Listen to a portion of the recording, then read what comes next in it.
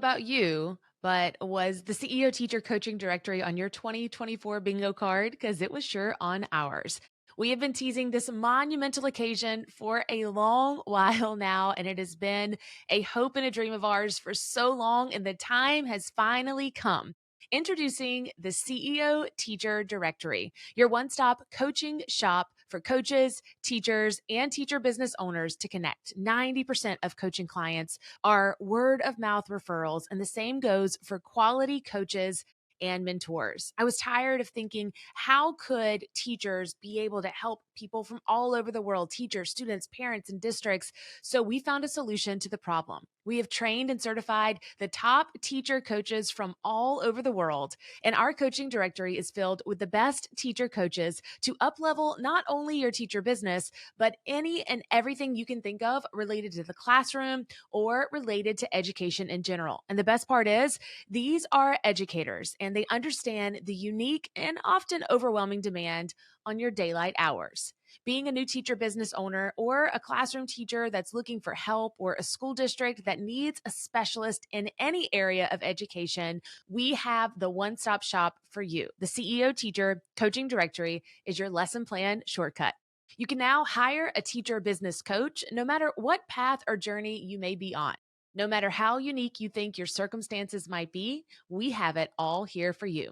Head on over to CaseyMorris.com/askacoach and connect with local to you teacher coaches, or search by subject area and niche. It's friendly support with a teacher twist.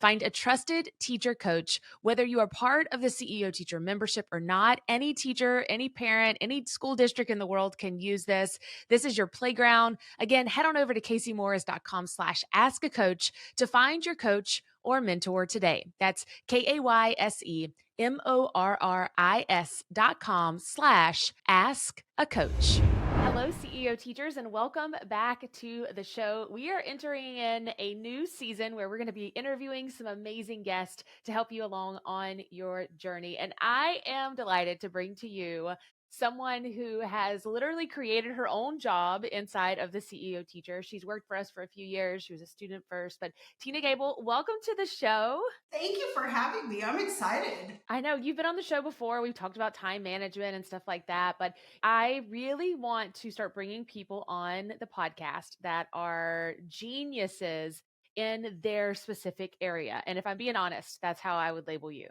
Well, thank you. I appreciate that. You're welcome. But this hasn't always been your craft. Okay, so today we're going to be talking all about copywriting, which I think a lot of you struggle with. And it's understandable, right? You're trying to build a business. The last thing you want to think about is, how am I going to cultivate these emails, or write these blog posts, or figure out what to type on Instagram, or write a podcast episode. Every single thing that you do, from creating lesson plans online to doing something else with your business, involves some sort of copywriting in great detail, where you have to think about not only yourself, but also the people that you're bringing into your world. And then think about how your words are going to affect them, are going to move them, because our words are one of our most powerful things, and they evoke emotions. And if you write something that falls flat, you're going to know it, from your Instagram captions to writing a podcast episode. It's just the way that the world works. And Tina came on as our community leader a few years ago, and we had like a side contracted copywriter, someone that would write copy for us, and she was delightful and she was wonderful. But what we realized was that she didn't live in the brand. She didn't live and breathe our community. And we said, Tina, are you interested in just kind of like taking this on and like seeing where we go from here? And over the past few years, that's why I said I think that she's really completely turned into a genius in this area. I don't know, Tina, do you know the definition of like what a master is? Like how many hours you're supposed to work at stuff? It's like 10,000 hours or something like that. It's a lot. It's a lot. I mean, I feel like you're pretty close at this point. Like, I don't know how many hours we could add up that you're doing. But today specifically, we want to talk about how to use your teacher brand or your teacher voice, and how to use it to convert more customers with your copywriting. So Tina, I'm going to let you introduce yourself, and then we're going to get right into it. We're going to talk about what is copywriting. I want your definition, not just mine. So tell everyone a little bit about you. Okay. So, my name is Tina Gabel, and I am a retired classroom teacher, 26 years in the classroom. I taught early education, so 4 and 5 year olds entering into kindergarten in traditional schools, traditional public schools. It was a grade level. Post pandemic, all of that, still taught in the classroom, and really was looking for something else beyond the classroom at that point, which is how we connected. And yes, when I first started, I came on as the community leader, and it sort of evolved. My position evolved into copywriting. I have a lot to say, and so I think that is something that easily morphed into sharing my words and getting them on paper. But it wasn't always that way.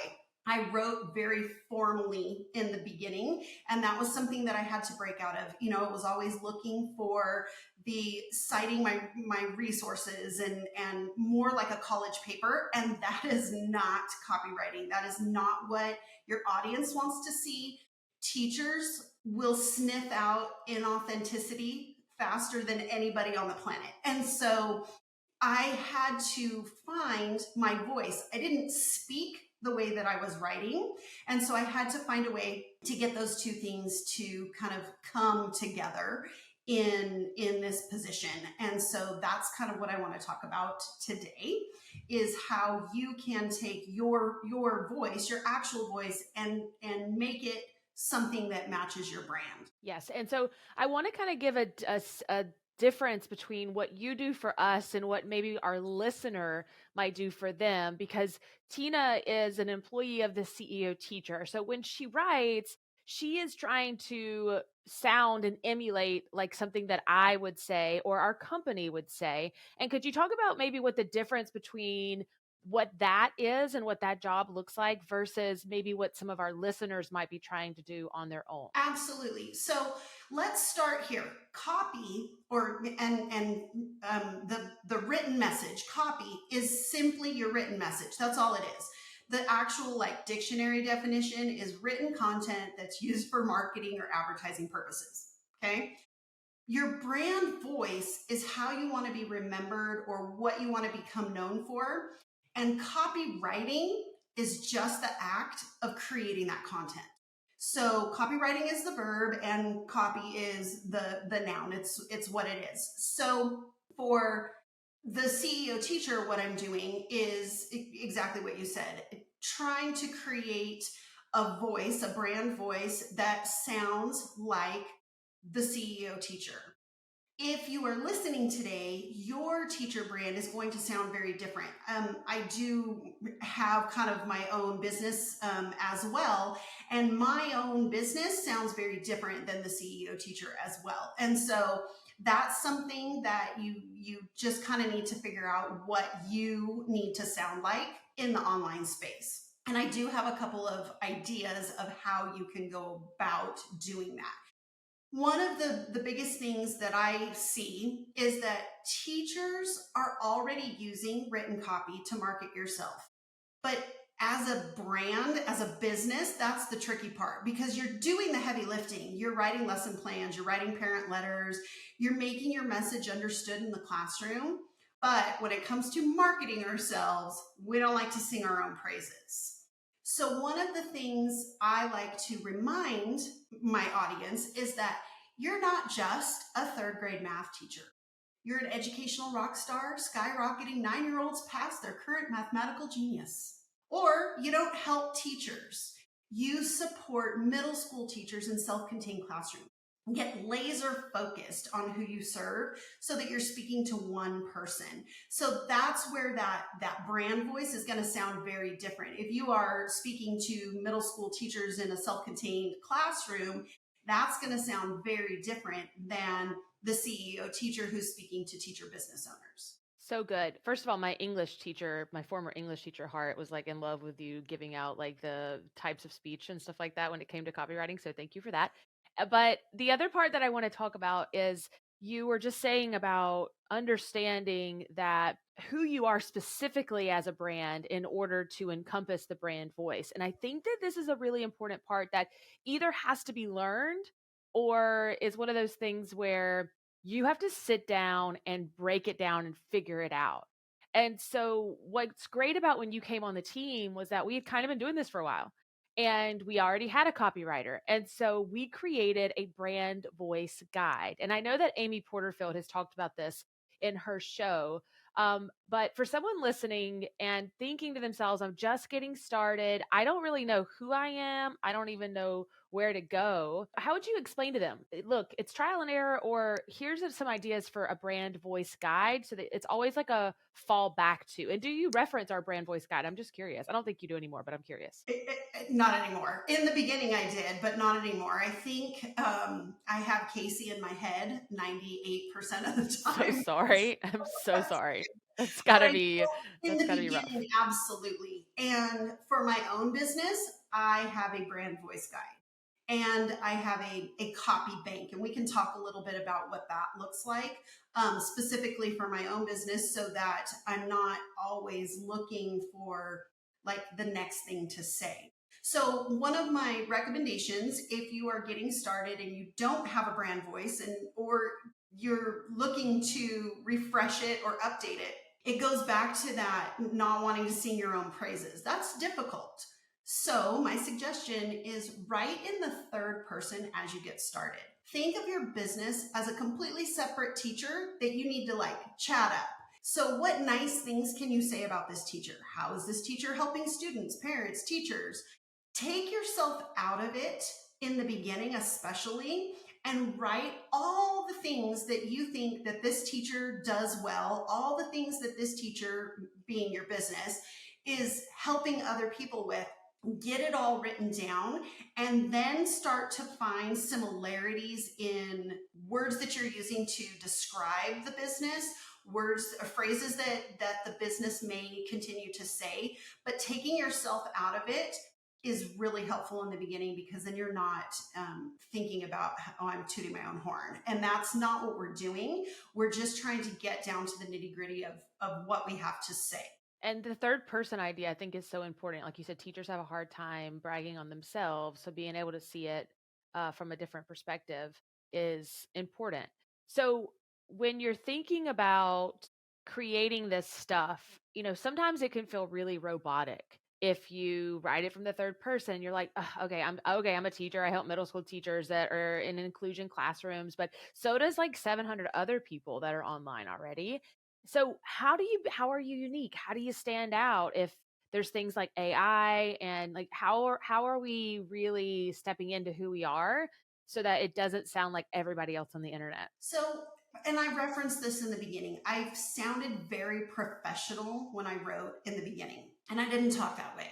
So, one of the things that I started doing and recommend again for anybody, whether you're getting started with your own copywriting or you've been at it for a while, use voice to text or video, audio, like record yourself speaking, because when you're just talking, I mean, clearly, hands and movement, when you're just talking, the words that you use are going to seem much more natural.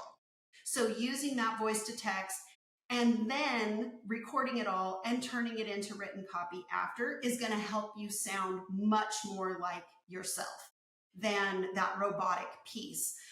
I do like to use AI and things, but I'm gonna tell you how I use it. I don't ever use it to write because I don't want it to sound like everyone else. I don't want it to sound robotic. But one way that you can use a company or a platform software like ChatGPT would be to audit your content. So after you've got it recorded, voice recorded, or written down, or if you've been at this for a while and you have a lot of content, ask an AI software to tell you the 3 to 5 overarching themes from your online presence. So whether it's your captions from social media, or you input blog posts that you've written in, or your website, whatever you have, put it all together and ask ChatGPT to audit it for you. What are those 3 to 5 overarching themes? Are they your pillars? Are they what you want to talk about in the online space? Are they what you want to be known for? And if the answer to that is yes, great, keep going. If it isn't, and it's kind of hit or miss and all over the place, or it's not what you want to be speaking about, not what you want to be talking about, then you may need to do a little bit of digging and clarify that message. Find ways to create a brand voice and make it a little bit more cohesive. But you can use those AI tools to help you sound more like yourself. I'm so glad that you said that we use AI, but not necessarily in the way that social media or a course trains you to use it. We don't use it for our captions on social media. We don't use it to write our blog posts or anything like that, but we do use it to pick out themes and maybe bullet points or text features that we need. Or so let me ask you to give some examples of what are some ways that we use content. I know that you said video form. So specifically though, if someone's listening to this and they're like, well, I don't know what are videos have I used in my business? Like what specific things could they use to pull maybe the transcript from to throw it in AI? Absolutely. So, social media captions is probably going to be where most people start because creating an online presence through social media is a lot faster, I think, than sitting down and writing long form content like a blog post or a script for a podcast or a vlog, like a YouTube video that you can reference. But if you have any of those YouTube videos, podcast episodes, blog posts, you can use those as well. Otherwise, put anything that you've said in a caption from social media into ChatGPT. I think right now there's a thing going around like roast my business, and it comes up with like 3 to 5 things that you're always talking about or your social media feed is explaining. And so that would be a good way to get a pulse or a handle on what it is that you're actually talking about. You can always just ask your audience as well, what are the 2 things that you come to me for? What are the 2 things that I'm always talking about? And if they are your content that you want to be sharing, then great, keep going. Otherwise, then it's time to do a little bit of discovery. And one of the things that whoever they are, always says is like lean into the transformation of whatever your offer is, whatever you're talking about. But what does that mean, right? How do we lean into the transformation of something? Again, it's being clear and concise in what it is that your offer provides, whether it's a digital or a physical resource or a course or a membership or a subscription box or a podcast or a YouTube video. How is it helping teachers? How are you helping them in whatever way, shape, or form you're helping them? So you're not just saving teachers time, you're helping them reclaim their after dinner hours. You're not just creating curriculum, you're gifting teachers detailed lessons, daily activities, student assessments that they know their students need to succeed. Or you're not just selling worksheets, you're developing detailed lesson practice sessions, right? How are you helping somebody versus lean into the transformation? Because that really doesn't mean this. Do you see that as a common thing though, that teachers kind of fall into the easy vague part of it? I know that you're a coach for us and you're inside of our directory, and I know that you chat with a lot of teachers. But do you see that as a common theme? It's like we all just start to say the same things without really being clear and concise on the overall goal, which is teaching people how you're going to change their lives for the better. I do, and I think it's that not wanting to stand out in the crowd, right? Don't want to be the squeaky wheel. And this is a space where it's okay to be the squeaky wheel, if that's what you want to call it. That has kind of a negative connotation to it, but it's okay to shine. If you are speaking to everybody, you're shouting, right? You're shouting into the room and nobody can hear you. It's just like in your classroom. If you're raising your voice, nobody can hear you. But when you start to whisper, you get the attention of one student, and pretty soon now you have the attention of 2 or 3 or 4, and pretty soon the entire room is listening to you. It's the same thing in your copy. I want you to speak to one student, one person, so that the whisper starts the ripple effect and people start to see what you have to say. And by whispering, you're getting laser focused on who you're helping, not just teachers in general. And one of the things I think starts to happen is we're worried about cutting down our audience. But I had done the research at one point, and there are, I don't even know how many, like millions of teachers. And I don't know what the actual number is. So you're not cutting down your audience. There are more than enough teachers, educators in the world for you to speak to that are very specific and unique. And they say, there are riches in the niches. And what does that mean? It means getting laser focused and helping maybe 20 people versus 2,000 people, because those 20 people are going to become your lifelong fans. And those are the ones that you want to be helping on a daily basis. That makes me think about some of our students as they come in. I think that we say there's riches in the niches and people get like so focused on that sometimes they get too specific. And so, can you speak to the difference between not being too vague, meaning you help every teacher in the world, and not being so, like, give an example of what so specific might look like? Yes. So, copy, again, is something that can span the life of your business, and it can change and be updated as you get clear. But when you are creating that content, being vague would be, I help teachers. Being too specific would be, I help third grade teachers in self-contained classrooms who went from teaching math to now teaching history in private schools, right? Killed it. Yes. Too many. There's probably three, Too many right? variables. Yes. When I So tell you, we hear that a lot though. right.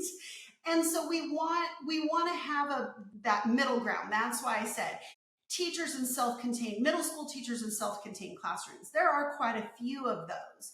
They don't need to be so specific that you're helping just the ones that are now also teaching history. That's not what we're looking for. But we also don't want to say I'm teaching teachers, because if you're like I am in the other side of my business, I help early educators. I'm not speaking to high school teachers. High school teachers are not going to get anything from the content that I am creating. Just like in the CEO teacher business owners are going to get information from the content that I'm creating. But a, Spanish teacher who is looking for Spanish lessons to purchase isn't going to get information from me as a CEO teacher, because I'm helping teachers create their own businesses. And before we get into, I know that you created some like ideas and steps for people as they're beginning their copywriting journey. I want to touch on something that I think that's super important that I forget about, and I think that most people listening probably forget about too, is that one of my dear friends that owns Gardenary, Nicole Burke, she talks about the push-pull effect of we write our copy or create our content for a very simple reason, and that is to pull people closer to us or push those away that are not for us. And I think that that's a very good business mindset when you're going into creating your own business and writing your own copy. But that gets so lost in translation in today's world of social media. Would you agree? Absolutely. And what you're trying to do is to keep the people who want what you have to say at the front of your classroom. You want them to be able to hear you. And if you start speaking to the masses, think of it in terms of that social media account. So say you've gone from 2,000 followers to 10,000 followers. Those original 2,000 people who wanted to hear what you had to say every single day, they can't even find you anymore because you're lost in the scroll. So keeping your message specific to those 2,000 people repels the maybe other 8,000, but that's okay because your message isn't for those people. And so that's what you're saying, that push and pull effect. So thinking of it as 100 true fans or 1,000 true fans. There's nothing wrong with having those, oh, I only have 2,000 people on social media. That's okay because they can hear you and they are listening to what you have to say. They are hanging on your every word. So And that's what you want when creating copy. That is what is helping convert them into lifelong fans and paying customers ultimately down the road. Right. So good. Okay. So before we got started, you said that you had some strategies that you wanted to help people in their copywriting journey. So I'm going to let you take it away. All right. So we touched briefly on it in the beginning. I have what I call my copy bank. And basically, it's a spreadsheet of words and phrases and quotes that I know resonate with my audience. And most of these words and quotes and things I found by listening to my audience through polls and quizzes and reviews on products, listening to what they have to say when they tell me, like, no, I don't want to purchase at this time. What are they really saying? Is it cost? Is it like listening, reading between the lines, basically? Is it really the cost, or is it the time commitment that they just don't have? So I've kept this spreadsheet, and it's something that I reference regularly. Again, taking the audio, voice to text that I have created and written, I've thrown all of that into this spreadsheet. So when I get stuck, I can come back to this and say, okay, this is my voice. This is the phrase that I use forever. Hey, friends, and I know a lot of teachers say things like that, but that is me. I'm saying that regularly in things, or starting a conversation. Hey, friend, how are you? And so that is something that you kind of want to pick up on. And I keep that in this spreadsheet, the copy bank. It is a working document. It's always being updated, that sort of. The other thing I keep in my copy bank is I carry around a notebook. And when I think of an idea of something that I want to share with my audience or to say, I just jot it down. And at the end of the day, the week, whenever, all of those written ideas go into this spreadsheet so that I can keep it organized. The organization piece of it, I learned, working with you and Allie, because I wasn't organized before. It was just in a notebook. So now it gets copied into the spreadsheet at the end of the week so that it can make a little bit more sense. Then also using the chat GPT, like we talked about, to audit any content that you have. If you're just getting started, I think it's probably a better idea to just start speaking to a camera, just start speaking to a voice recorder, and waiting to use AI tools until you know what your voice is, because you're going to get a lot of that vagueness or sounding like somebody else if you're using those AI tools in the beginning. So I would just start talking and then use it later on to audit.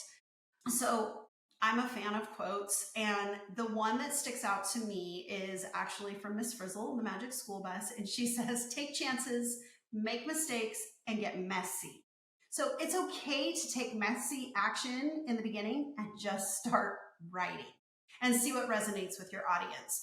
So if you put out 10 social media captions and 3 of them resonate, keep doing more of that. Don't waste your time on the 7 that didn't. Maybe kind of hang on to them, rework them if you need to, but keep doing what's working. So messy action is still action. So it doesn't need to be perfect when you put it out into the world. I read somewhere that I think it's like 1% of your audience sees like 1% of the content that you put out. So if you put something out that you're later like, oh, that was a miss, it doesn't matter because not everybody saw it anyway. So just kind of keep moving on. And really, if being your own copywriter seems terrifying, it's because we're allowing our brains to make it that way. It isn't as scary as we're making it out to be or allowing it to be. But if you're still frozen at the thought of doing it yourself, there are coaches and mentors that can also help you find your brand voice, find your niche, find where you are in the online space, and help you continue that path. Yes, and you are specifically a coach that can help them when it comes to copywriting. If you, we just launched our directory. If you didn't get to hear this about last week, we've been working on this for years. and just a place where you can go and get coached by other teachers. If you go to caseymorris.com/ask-a-coach, you can book Tina for help maybe with copywriting. She also does other coaching for teacher businesses. She's been one of our long-standing coaches. She obviously is amazing at what she does. This has been so, so helpful. Just kind of even going back and taking it back to the basics for me was really helpful to see. You said some things in this last little part that resonated so much, is that we forget kind of who we are in the mix of social media. We do what someone else is doing, and we don't really look at what works, myself included, right? I'm getting back into, like, last night I shared skincare and it gives me the ick to even talk about it, but that's who I was. That's who I was years ago. And I kind of fell away from that, trying to be the professional version of me. And so it's been fun to try to get back in the swing of things. But you also said do more of what works. So if a social media post does well, figure out a variation of that you can do to get more results that you like, rather than trying to do what everyone else is doing. Because right now there is so much need for authentic people who are consistent. And I think people struggle with consistency the most, of just showing up, saying the same things. I know you sound like a broken record to yourself, but Tina, I mean, you've been typing the same things for years now in a different way, but we aren't changing who we are. We're just going to be us. And hopefully we're going to have that push pull effect on everyone. I agree. And I think, again, if the writing is daunting, try your hand at podcasting. Just start speaking to your audience, because it really comes down to helping others in the online space. That's what we do as teachers. And so how are you helping people, whether it's through podcast, the written word, videos on YouTube? It doesn't matter. Find yourself and find your perfect people. And you do that by being a human in this digital world, and being authentic and true to who you are. So again, if it's messy, let your audience know that it's messy. You're figuring it out along with them, because that authenticity is going to resonate a heck of a lot more than the perfectly polished version. Yes. Well, Tina, it's been my pleasure to have you back on this show. Thank you for speaking into your zone of genius today, all about copywriting and using your teacher brand voice to get more clients. Thanks for having me. It's been absolutely fantastic, and I can't wait to see where your audience takes all of it. Too. All right, listeners, thank you so much for listening to today's show. You can find us right back here next Wednesday. And also, we have just geared back up for Teacher TV every Thursday night on Facebook at 7 p.m. Eastern Standard Time. We're having conversations like the one that we had here today with other amazing teacher business owners, people that are working full time, some of them in the classroom, some of them without. You can go to caseymorris.com/teacher TV to RSP. We hope to see you there Thursday night. And as always, remember, your best is yet to come. We'll see you soon. Bye, guys.